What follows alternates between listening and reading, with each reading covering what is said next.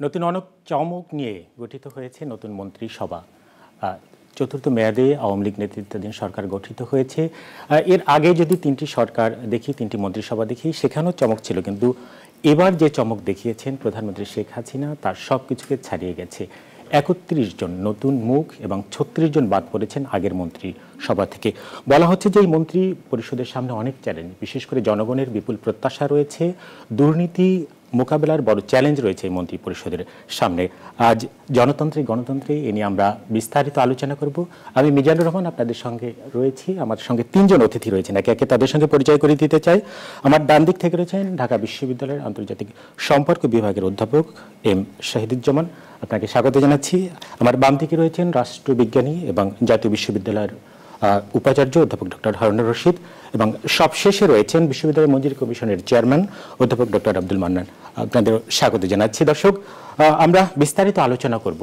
আজকে যারা রয়েছেন বিস্তারিত সব তাদের মতামত তুলে ধরবেন। আমি অধ্যাপক এম শাহিদুজ্জামান আপনাকে দিয়েই শুরু করতে চাই।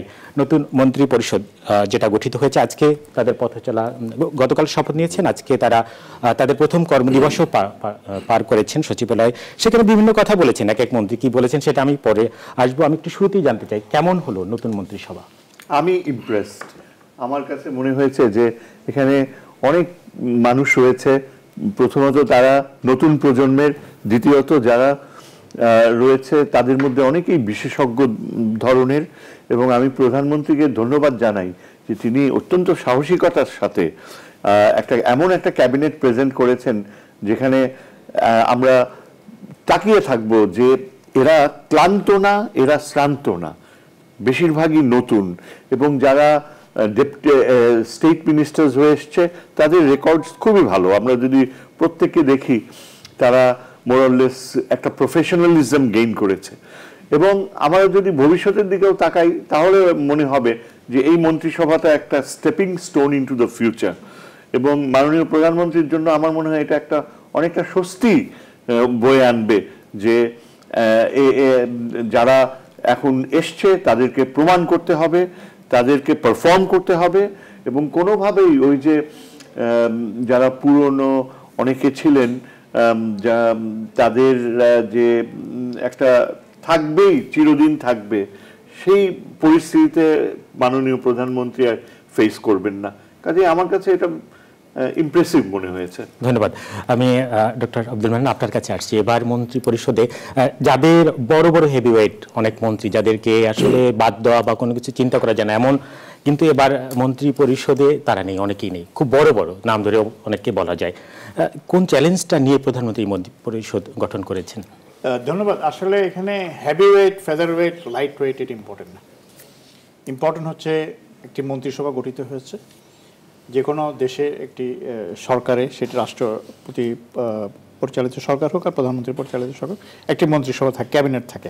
এটি হলো হচ্ছে একটা কোম্পানির বোর্ড অফ ডিরেক্টরসের মতন। তারা পলিসি ফর্মুলেট করে এবং রাষ্ট্রের যে পলিসিটা তারা ইমপ্লিমেন্ট করার জন্য স্ব জায়গায় থেকে তারা ব্যবস্থা গ্রহণ করে। তো এখানে চমক আপনারা বলছেন, মিডিয়া যেটা বলছে সেটা হচ্ছে প্রায় সকলেই নতুন, সবাই নতুন, নতুনত্বের চমক দেখছেন। নতুন মানুষ নতুন চিন্তাধারা আনবে। আমরা নতুন যুগে বাস করছি। আমরা 2021 সনের কথা বলছি, 2020 সনের বঙ্গবন্ধুর জন্ম শতবার্ষিকীর কথা বলছি, 2021 সনে একটি বাংলাদেশের 50 বছর পূর্তির কথা বলছি।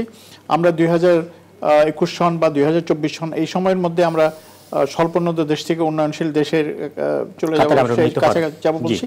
তো সেই কারণে আমি বলছি আগের মন্ত্রিসভাটা ভালো ছিল, এখন মন্ত্রিসভাটা আরো ভালো কিনা সেটা তাদের পারফরমেন্স দেখে বুঝতে হবে। মানে প্রধানমন্ত্রী বা আওয়ামী লীগ নির্বাচন আগে সব দলের মতো একটা নির্বাচনী ইশতেহার দিয়েছেন। নির্বাচনী ইশতেহার হচ্ছে একটা রোড ম্যাপ, আগামী 5 বছরে তারা কি করবেন, আগামী 10 বছরে কি করবেন, বা ফিউচার প্ল্যান কি হবে। হ্যাঁ, তো এইটা করতে গেলে কিছু লোকের নেতৃত্ব নিতে হবে, মেনে নিতে হবে, কিছু মানুষকে নেতৃত্ব দিতে হবে। তো আমার মনে হয় এটি একেবারে সঠিক কাজ হয়েছে। যারা এই নেতৃত্বটা নিতে পারেন, আগেগুলো যে নিতে পারতেন না তা না, এরা হয়তো আরো যেহেতু ইয়াং, তারা এনার্জেটিক, তারা নতুন চিন্তাধারা, নতুন জিনিস সম্পর্কে তাদের অনেক কি বলে যে অভিজ্ঞতা আছে, এবং তারা ক্রমান্বয়ে অভিজ্ঞতাগুলো আরো গ্যাদার করেন। তারা এই নতুন চিন্তাধারা, এই ইশতেহারের যে করণীয়গুলোকে 2020 সন নাগাদ 2021 সন নাগাদ যাতে আমরা ফুলফিল করতে পারি, তাদের দিয়ে মাননীয় প্রধানমন্ত্রী এইটি সঠিক কাজ করেছেন, তিনি চিন্তা করেছেন এদের দিয়ে আমি কাজগুলো দ্রুততম সময় করতে পারবো, সেই কারণেই তাকে তাদেরকে এই দায়িত্বগুলি দেওয়া হয়েছে। সুতরাং আমার শেষ কথা হচ্ছে এখানে বিড়াল কালো না সাদা ইম্পর্টেন্ট না, ইম্পর্টেন্ট হচ্ছে একটা কথার কথা আর কি, বলা হয় বিড়ালটা ইঁদুর ধরে কিনা। এখন নতুন হলো না পুরনো হলো, যাদের দায়িত্ব দেওয়া হচ্ছে তারা সেই দায়িত্বটা কতটা পালন করতে পারবে কিনা সেটা আগামী 1 বছর 2 বছরের মধ্যে দেখা যাবে। ডক্টর হারুন রশিদ, আপনার কাছে আসছি। কি মনে হয় প্রধানমন্ত্রী কি বড় একটা পূর্ব পরিকল্পনার ফল এই মন্ত্রিসভা, আপনার বিশ্লেষণ একজন রাষ্ট্রবিজ্ঞানী হিসেবে? ধন্যবাদ। আমি অধ্যাপক শাহিদুজ্জামান এবং অধ্যাপক আব্দুল মান্নান ওনাদের বক্তব্য শুনছি। প্রথমে যদি বলি যে এমন একটি মন্ত্রিসভা গতকাল অর্থাৎ 7 তারিখ শপথ গ্রহণ করেছে এবং মন্ত্রিসভা গঠিত হয়েছে। আমি তো এ পর্যন্ত কোথাও এর বিরুদ্ধে একটা অ্যাডভার্স কমেন্ট শুনিনি। অন টু অল মিডিয়া বলেন বা বিভিন্ন মহল যারা আছেন, যারা এসব বিষয় নিয়ে চিন্তা ভাবনা করে আলোচনা করেন, ইভেন কি সুজন যারা ইলেকশন মনিটরিং করেন, বদিউল মজুমদার, তাকেও দেখলাম, এবং আজকে পত্রিকায় অনেকের ওপিনিয়ন আসছে, প্রত্যেকে কিন্তু পজিটিভ এবং ইতিবাচক মানে সামাজিক যোগাযোগ মাধ্যমে 2-1জনকে নিয়ে মানে হাতে গোনা 2-3জনকে নিয়ে এরকম একটা কথা আসছে। এটা তো হতেই পারে, দ্যাট ইজ দি এক্সেপশন, মানে খুব কম, মানে সেই এক্সেপশন, সেই যে বিষয়টা বলছিলেন। দ্বিতীয় যেটা হলো যে মাননীয় প্রধানমন্ত্রী 2008 সালে জাতির সামনে যে ভিশন 2021 যেটাকে বলি আমরা, যে ডিজিটাল বাংলাদেশ বা রূপকল্প, এটা দিয়েছিলেন।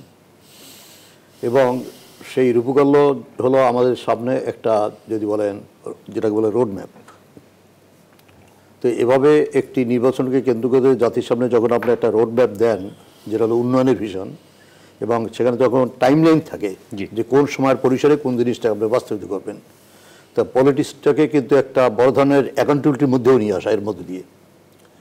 তো ঠিক তার ধারাবাহিকতায় এবারের যে 2018 সালে যে নির্বাচনটা হয়ে গেল, সেখানেও বাংলাদেশ আওয়ামী লীগের পক্ষ থেকে নির্বাচন ইশতেহার দেওয়া হয়েছে, এবং সেই ইশতেহারটা মূলত 2008 সালের যে ভিশন 2021 যেটা দেওয়া হয়েছিল তারই ধারাবাহিকতায় এটা পূর্ণায়ন করা হয়েছে।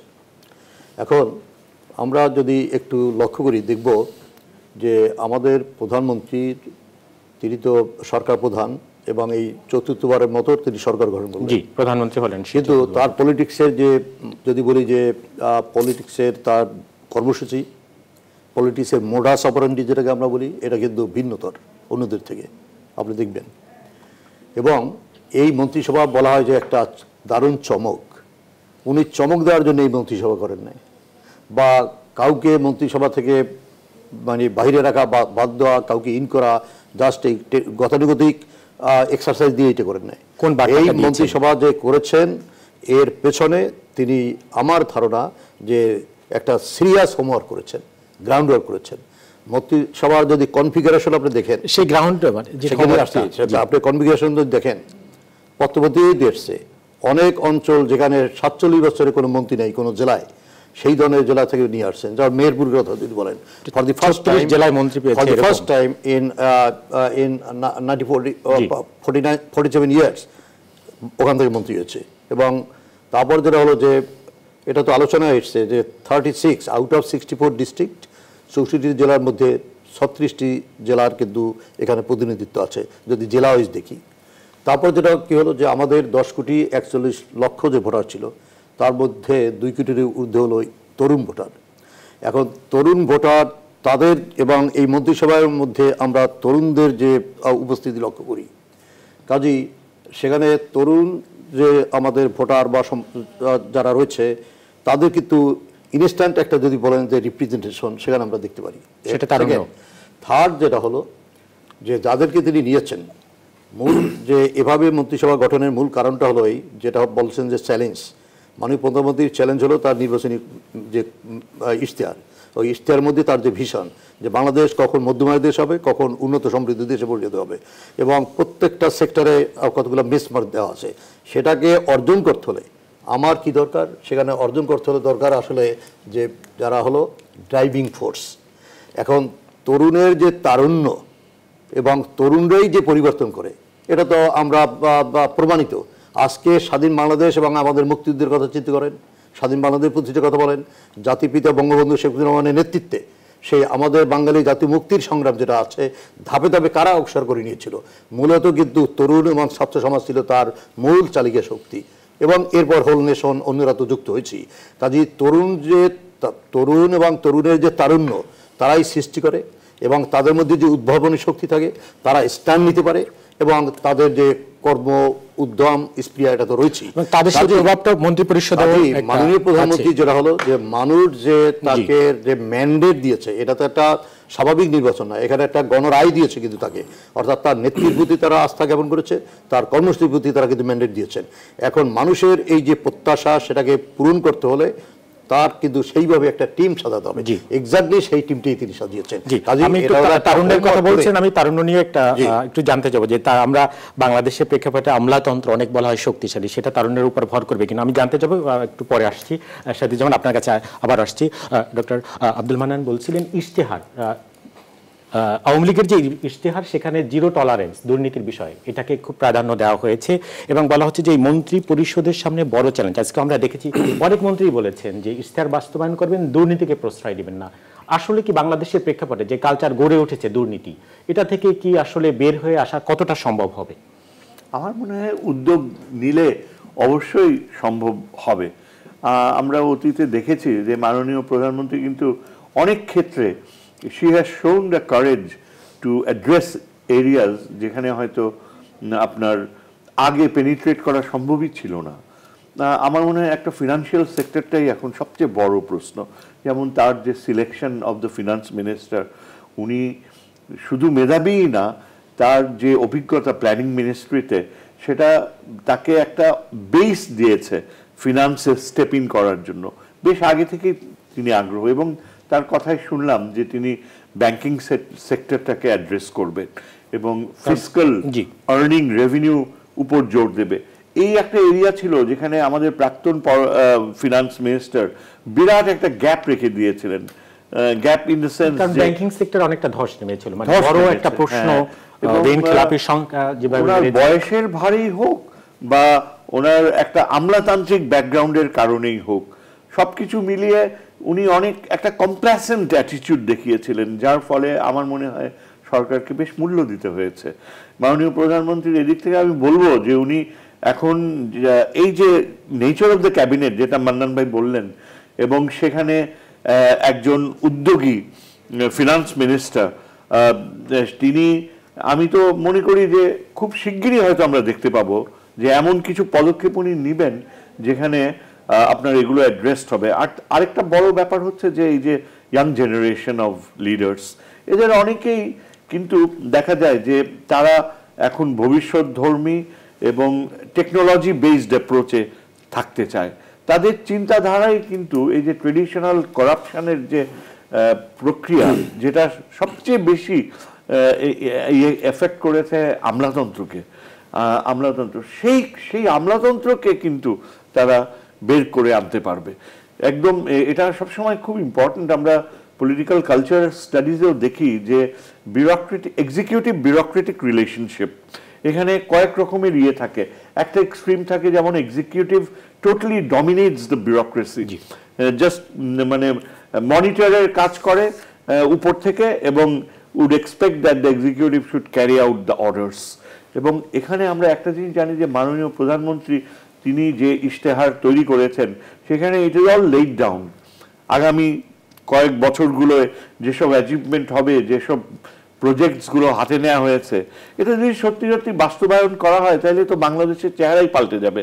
অনেকাংশে বলা যায় যে রুরাল এরিয়াসগুলো অ্যাক্সেসিবিলিটি পাবে, কমিউনিকেশন সেক্টর, ফিনান্সিয়াল সেক্টর, তারপর আপনার যে ইনভেস্টমেন্ট সেক্টর, সব কিছুতেই কিন্তু সাধারণ মানুষের, গ্রামের মানুষদেরও এগিয়ে আসার একটা পরিস্থিতির সৃষ্টি হবে। এবং সেটাই আমি দেখতে পাচ্ছি যে একটা বড় সম্ভাবনা হিসাবে।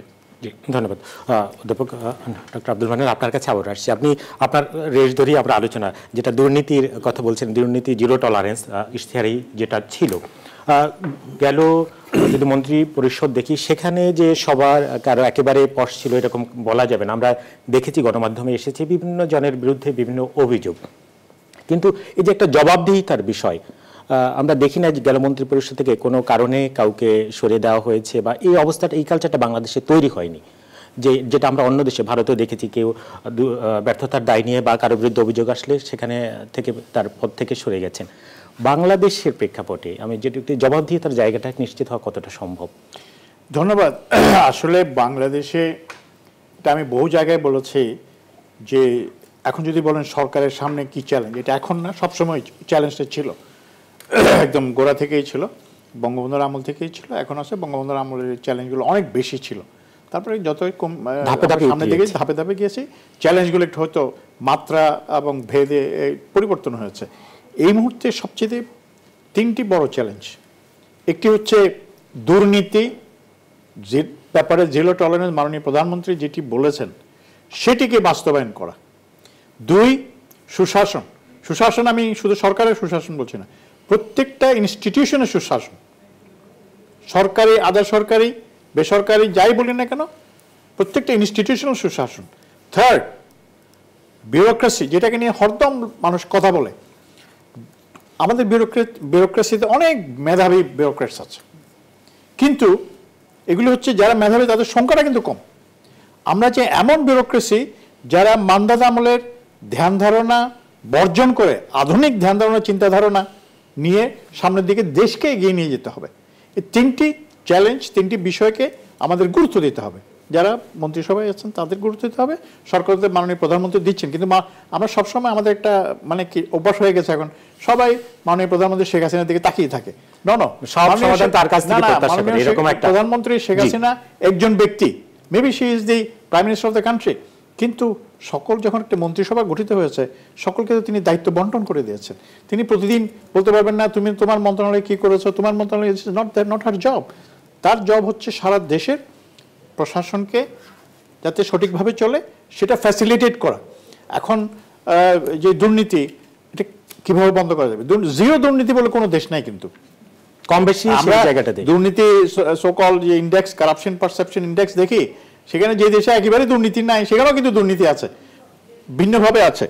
আমাদের সে দুর্নীতি মুক্ত না করলে বাংলাদেশের অগ্রযাত্রা যে গতিতে চলা উচিত সে গতিতে কখনো চলবে না। একটা বিষয় একটু আপনার নজরে আনতে চাই, যে গেল 2 মেয়াদে এই সরকার ছিল, তৃতীয় মেয়াদে টানা রয়েছে, তো গেল 2 মেয়াদে তারা কি মানে দুর্নীতি রোধে বা দুর্নীতি কমাতে কি তাহলে আরো বেশি জায়গা আমরা যেতে পারতাম কিনা, এর সাফল্যটা আরো আসতে পারতো? 2 মেয়াদের আগে 4 দলীয় ঐক্যজোট সরকারের 2 মেয়াদে, এক মেয়াদে পরপর 5 বার দুর্নীতি, বাংলাদেশ দুর্নীতি ইন্টারন্যাশনাল যে ট্রান্সপারেন্সি ইন্টারন্যাশনালের সূচকে প্রথম হয়েছিল, ফার্স্ট হয়েছে।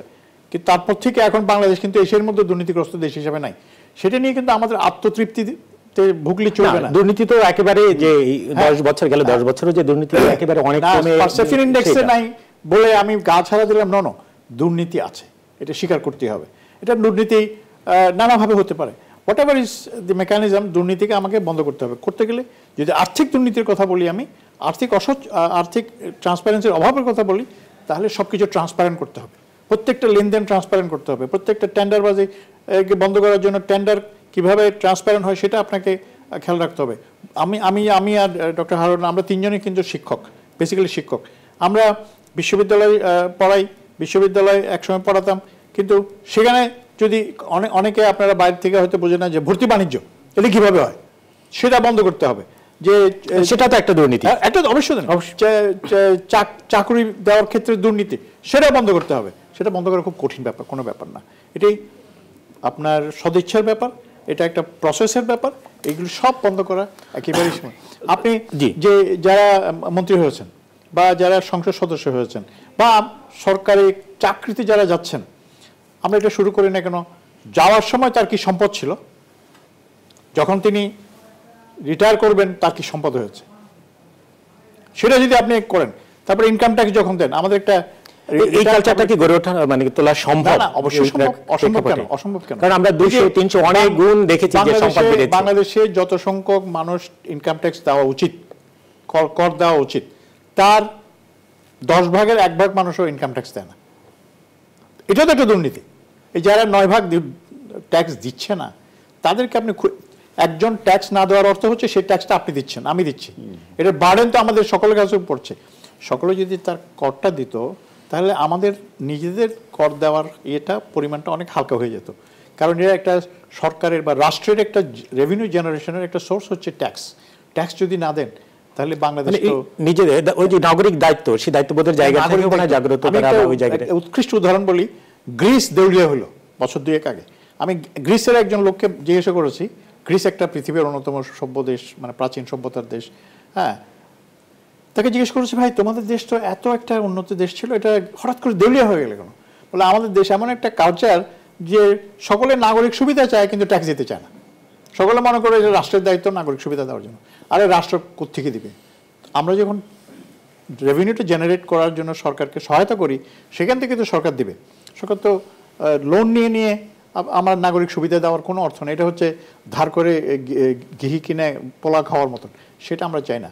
আমরা চাই আমার ট্যাক্সটা আমি দিব, আমি চাই আমার ক্লাসে ফাঁকি দেওয়া, এটা একটা দুর্নীতি। কিন্তু আমার ক্লাস 10টা ক্লাস আমি 10টায় না গিয়ে প্রত্যেকটা জায়গায় অনিয়মটা, সেটাই তো দুর্নীতি। প্রত্যেকের জায়গায় যদি সঠিকভাবে আপনি কাজটা করেন, তাহলে দুর্নীতির পরিমাণ অনেক, আমি জিরো একেবারে কমিয়ে আনা সম্ভব, অনেক কমিয়ে আনা সম্ভব। ডক্টর হারুনুর রশিদ, আপনার কাছে আসছি। তারুণ্যের কথা আপনি বলেছিলেন, যে দুর্নীতির প্রসঙ্গে বলি। দুর্নীতির বিষয়টা হলো যে, দেখুন, কিছুদিন আগে বিশ্বের যারা সরকার প্রধান দুর্নীতি মুক্ত 5 জনের একটি তালিকা নাম প্রকাশিত হয়েছিল। তার মধ্যে বাংলাদেশের মাননীয় প্রধানমন্ত্রী অন্যতম। এখন উন্নত দেশ, সেখানেও কিন্তু বিভিন্ন সময় যারা রাষ্ট্র সরকার পরিচালনার সঙ্গে যুক্ত, তাদের বিরুদ্ধে দুর্নীতির অভিযোগ আমরা দেখি সময় সময়। কিন্তু বাংলাদেশের মতো একটি দেশের যিনি হলেন সরকার প্রধান এবং তিনি দুর্নীতিমুক্ত, জাস্ট এই কথাটা যদি গুরুত্ব সহকারে ভাবেন, যে পদ্মা সেতু নিয়ে যখন অভিযোগ আসলো, কি চ্যালেঞ্জটা তিনি থ্রো করলেন, যে আপনারা প্রমাণ করেন।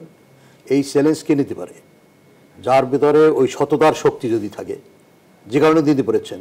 আর যদি দুর্নীতিমানতা থাকতো তাহলে তো পারতেন না। এখন এইটা হলো, আমি বলি, আমাদের জাতির জন্য, দেশের জন্য এটা হলো একটা সম্পদ, একটা অ্যাসেট, যে টপ লিডারশিপ তিনি যদি দুর্নীতিমুক্ত হন, তাহলে সেই সমাজে দুর্নীতির বিরুদ্ধে যে যদি ফাইট, সেখানে অনেক দূর অগ্রসর হতে পারে। কিন্তু আমরা কি সেটা প্রত্যাশা যে পারতেছি? এবং মাথায় যদি পছন্দ হয় তাহলে প্রবলেম হয়। এখন আপনি যদি বলি যে আমরা কোন অবস্থানে আছি, কি অবস্থানে ছিলাম, সে বেশি দিন তো আগে নয়। আমাদের দেশে দুর্নীতিটাকে প্রাতিষ্ঠানিকীকরণ করা হয়েছিল। সরকারের বিপরীতে আবার আরেকটা প্রতিষ্ঠান গড়ে উঠেছিল, সকলেই আমরা জানি। এবং সেখান থেকে কী হয়েছিল সেটা আমরা জানি।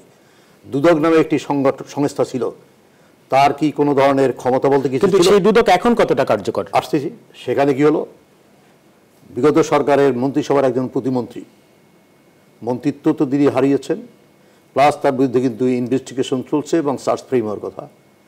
ব্রাহ্মণবাড়িয়ার সাতসু সাহেব করে সেই 1971 সালে মুক্তিযোদ্ধা এবং মুক্তিযুদ্ধ সংগঠক, তার বিরুদ্ধে ব্যাংকের সাথে যুক্ত থাকার কারণে দুদকের সেটাকে চলমান।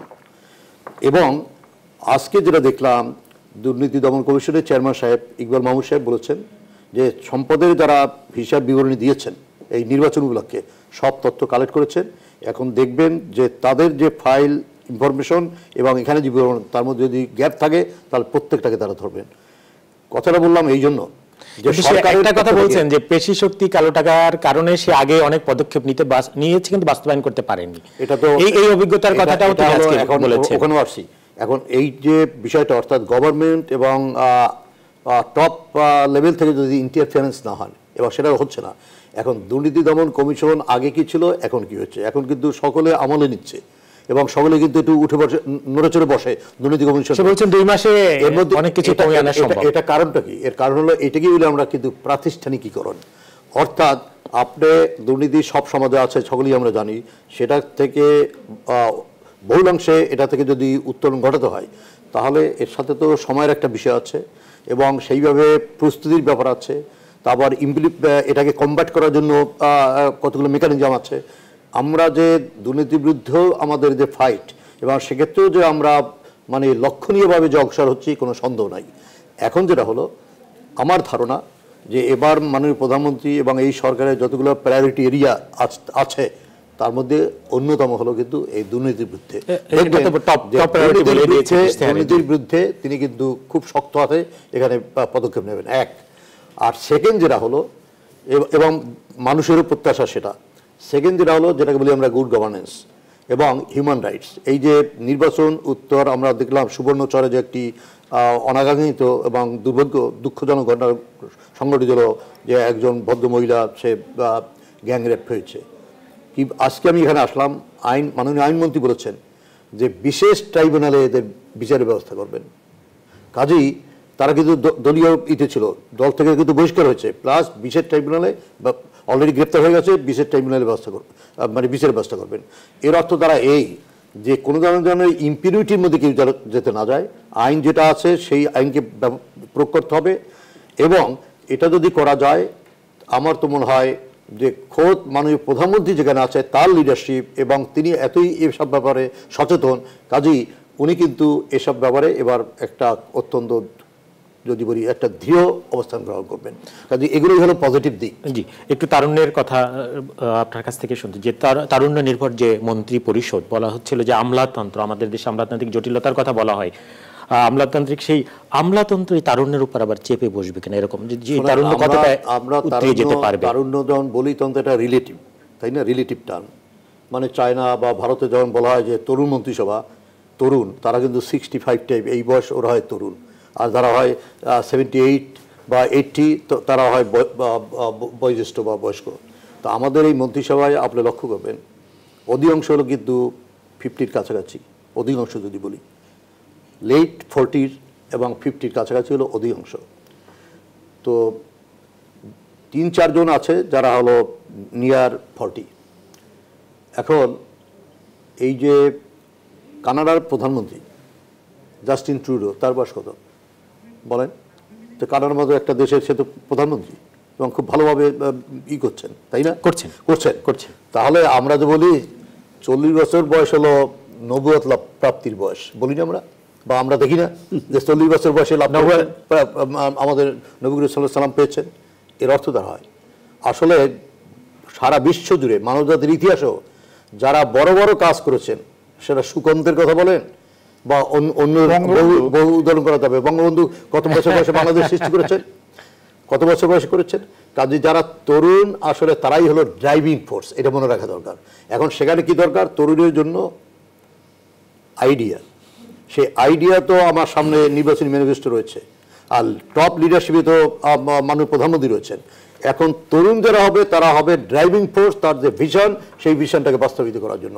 আর আমলাতন্ত্রের কথা বলেছেন, এই যারা তরুণ এরা জাস্ট মানে কতগুলো মানে পিক আপ না, যে এখানে ওখান থেকে বেছে নিয়েছেন দেখে দেখে, তা না। প্রত্যেকে কিন্তু একটা স্ট্রং পলিটিক্যাল ব্যাকগ্রাউন্ড আছে, অর্থাৎ থ্রু এ পলিটিক্যাল প্রসেস যেটা আছে। এনামুল হক শামীমের কথা যদি বলেন, এখন তিনি কি হয়েছেন? উপমন্ত্রী। তিনি তো বাংলাদেশ ছাত্রলীগ প্রেসিডেন্ট ছিলেন, তাই না? জাকসুর তিনি ভিপি ছিলেন, তারপরে অন্যান্য প্রক্রিয়ার মধ্যে দিয়ে আসছেন। কাজে এই যে তরুণ, তারা কিন্তু রাজনৈতিক প্রক্রিয়ার মধ্যে দিয়ে আসা, এবং যারা রাজনৈতিক প্রক্রিয়ার মধ্যে দিয়ে আসে তারা কিন্তু দেখবেন অনেক তাদের চোখ কান কিন্তু অনেক খোলা থাকে, প্রসারিত থাকে। কাজেই জাস্ট আপনি একজন আমলাতন্ত্রের পক্ষ থেকে কেউ কিছু বলে দিল আর দে উইল বি ব্লাইন্ড কনফরমিস্ট, এটা ভাবার কোনো কারণ নেই। সেই প্রত্যাশাটাই হয়তো তাদের কাছে ছিল, কিন্তু প্লাস তারা যারা করবেন সেটা হলো যে একটা দায়িত্ব, মানে এটি যেন অপরচুনিটি, রাইট? জীবনে একটা অপরচুনিটি, একটা সুযোগ পেয়েছে, এবং টু প্রুভ দেয়ার ওয়ার্থ, সেখানে তারা আরো বেশি মাত্রায় এ ব্যাপারে সচেতন হবে, যাতে তারা ডেলিভার করতে পারেন মাননীয় প্রধানমন্ত্রী যে প্রত্যাশা নিয়ে তাদেরকে অন্তর্ভুক্ত করেছেন মন্ত্রিসভায়। কাজেই আমি মনে করি না যে এখানে তরুণ বলে মানে আমলাতন্ত্র তাদের উপর প্রিভিল করবে, এটা আমি মনে করি না। ধন্যবাদ। আমরা একটা ছোট্ট বিরতিতে যাব, বিরতির পর আবার ওই আলোচনায় ফিরছি। দর্শক, গণতন্ত্রের সময় হলো ছোট্ট একটা বিরতির, আমাদের সঙ্গে থাকুন।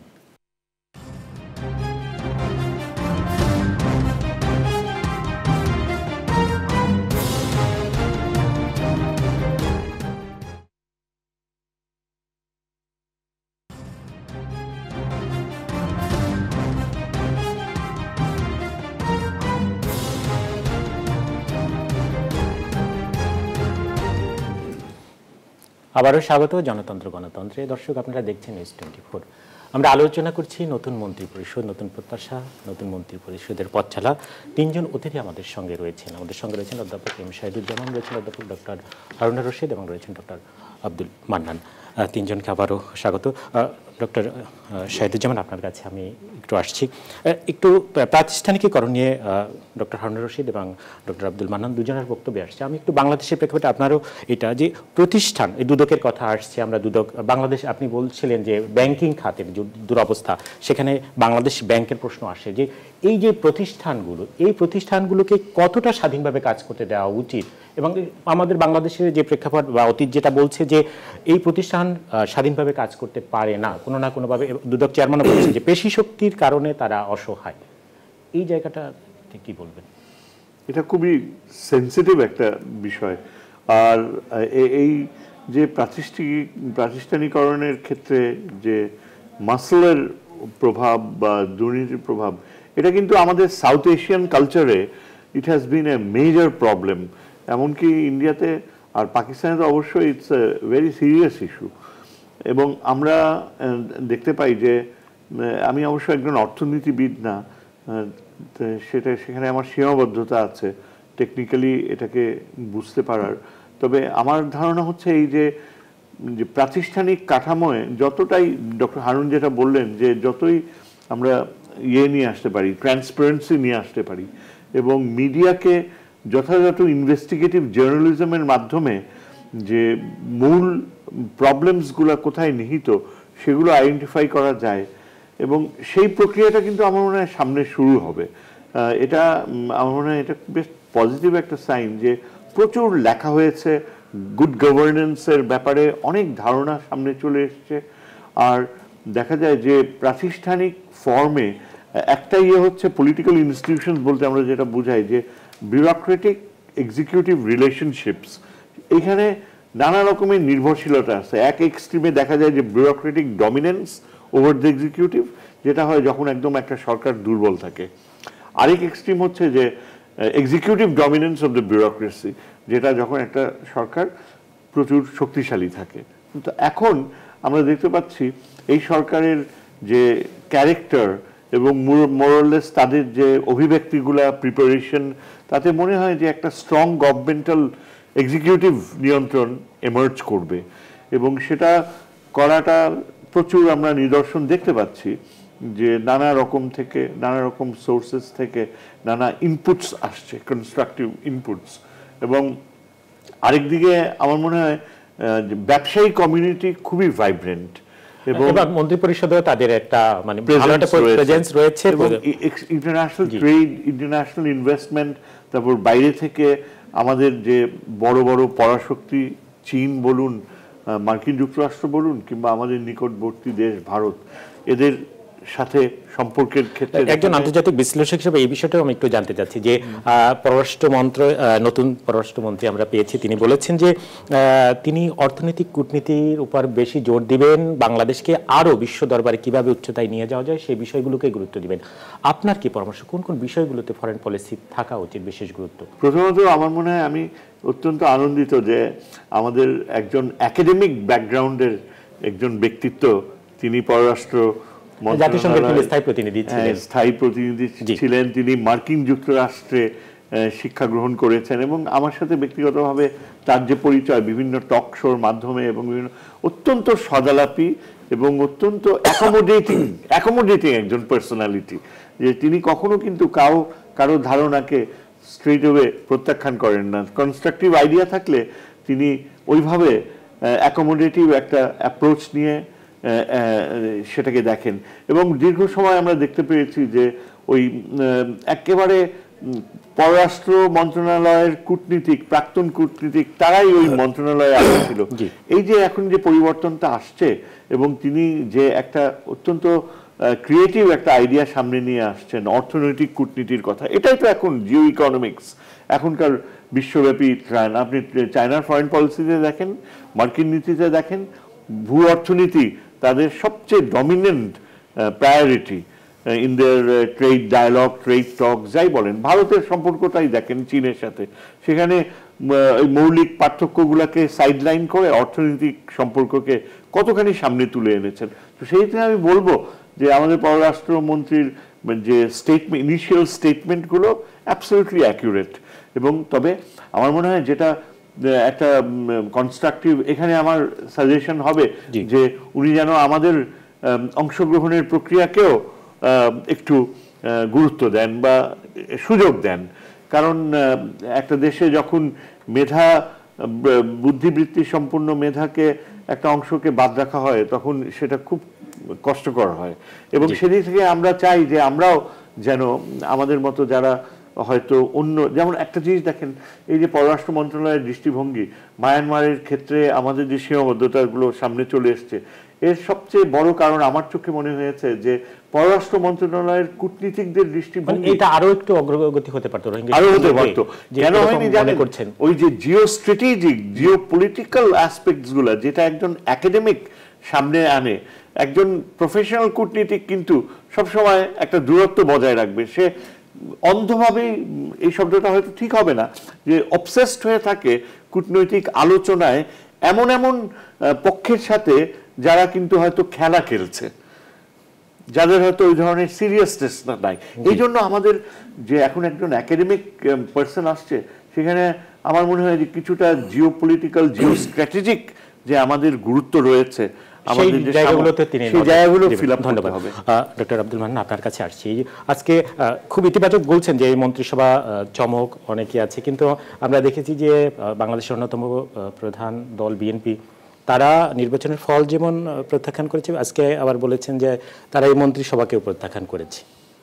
শুনেন, এই বাংলাদেশের বড় রাজনৈতিক দল এই মুহূর্তে মানে নির্বাচনের পরে সংসদ সদস্যরা শপথ গ্রহণ করলেন, তারপরে কালকে মন্ত্রিসভা শপথ গ্রহণ করলেন, আজকে তাদের প্রথম কার্যদিবস। এই যাবৎ 30 তারিখ থেকে শুরু করে এই 8-10 দিন যদি দেখেন, বিএনপি তথা ঐক্যফ্রন্ট, জাতীয় ঐক্যফ্রন্ট, ওরা কোনো কিছুর সাথেই কিন্তু একমত না। আপনি যাই বলেন সে তার সাথে দ্বিমত। তারা আজকে বলছেন আন্দোলন চালিয়ে যাবে। তারা তো আমার কাছে এই মুহূর্তে বর্তমান প্রেক্ষাপটে, বর্তমান অবস্থায় বিএনপি বাংলাদেশের রাজনীতিতে রিডান্ডেন্ট হয়ে গেছে। রিডান্ডেন্ট অর্থ হচ্ছে অর্থহীন হয়ে গেছে এই মুহূর্তে। হয়তো আবার চাঙ্গা হবে কোনো একটা সময় ভালো নেতৃত্ব পেলে, কিন্তু এই মুহূর্তে যদি ধরেন বিএনপি যে ব্র্যান্ডের রাজনীতি করছে, বিএনপি ঐক্যফ্রন্টকে নিয়ে, ঐক্যফ্রন্ট বিএনপিকে নিয়ে যেভাবে রাজনীতি করার নামে কিছু একটা করার চেষ্টা করছে, এটা হচ্ছে ড্রয়িং রুম আলোচনা ছাড়া আর কিছুই না। বিপ্লব যদি করতে হয়, আমি সবসময় বলি, আমি লিখেছি বহুবার, বলেছি অনেকবার, বিএনপি আন্দোলন করার দল না, বিএনপি আওয়ামী লীগ না, বিএনপি কমিউনিস্ট পার্টি না। বিএনপি হচ্ছে একটি ক্লাবের মতো।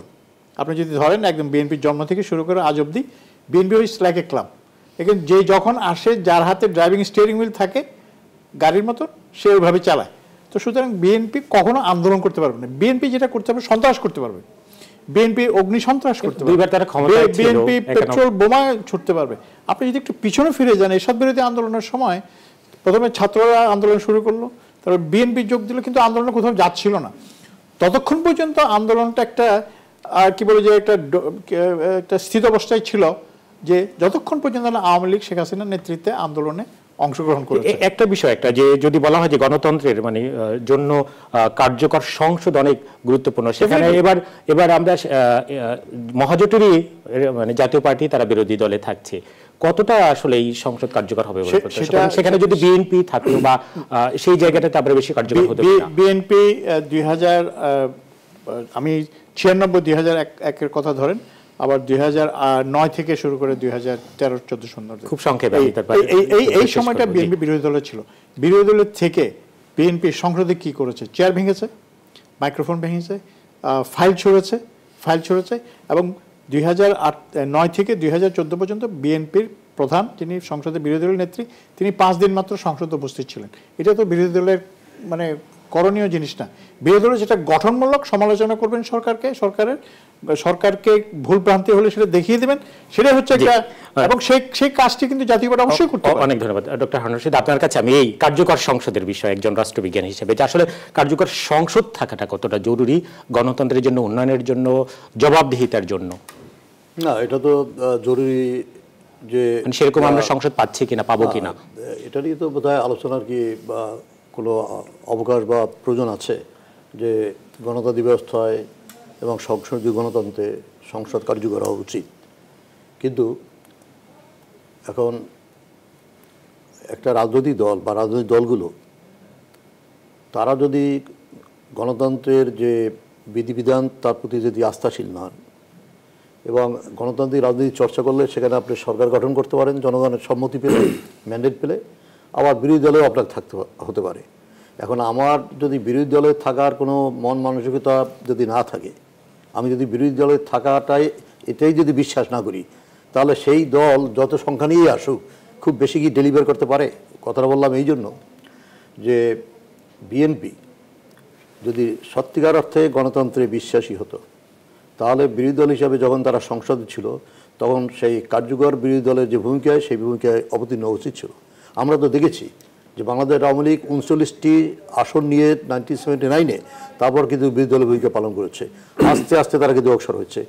আর 1996 সালে বিএনপি যখন 116টি আসন পেল, তারপর সেই বিএনপি 116টি আসন নিয়ে কি ভূমিকা পালন করেছে? তখন কি তারা কার্যকর বিরোধী দলের ভূমিকা পালন করেছে? কাজে মূল যে প্রশ্নটা সেটা হলো সংখ্যা না, 7 জন হলো না 116 জন হলো, মূল হলো মাইন্ডসেট।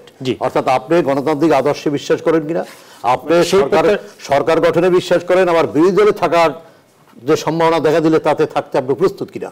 তা সেখানে আমি যেটা মনে করি, আমরা একেবারে আজকে সংসদে ওই অর্থে যদি বিরোধী দল বলতে যা বুঝি, যেভাবে আমরা বুঝে থাকি, সেটা যদি নাও থাকে, তাহলে তারপরে যেটা দাঁড়াবে, আমরা শেষ করতে চাই, এভাবে বলি যে এখানে সংসদের যে নেতা হিসাবে মাননীয় প্রধানমন্ত্রী, তাকে সংসদের ভেতরে সংসদের বাইরে সারা দেশে যাতে মানে স্পেস থেকে মানুষ কথা বলার সুযোগ পায়, সেই সুযোগটা জানো দেয়া।